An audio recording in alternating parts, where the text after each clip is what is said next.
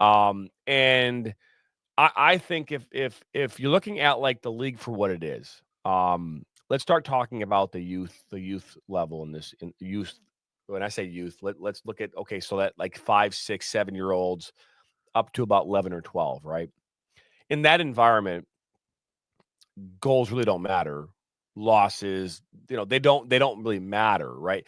If we're talking about competitive environment versus non-competitive environment, I don't think the amount of goals or the amount of wins your team has really matters in a non-competitive environment.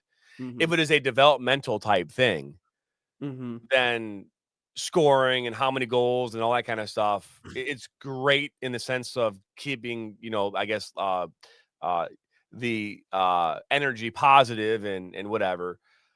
But when you start getting into the competitive realm, where you're in a league environment and it's about because again, in most of these leagues, at the end of it, you have a chance to kind of go to you can promote yourself to the next league, right? In the highest levels in this country, MLS Next, ECNL, that is straight competition. I mean, you are Mhm. fighting for national championships. You are fully engaged in that process. So if we're talking about it at the developmental level, then maybe it isn't maybe you don't call them games, you call them scrimmages, you call them friendlies, and there's not this competitive part of it.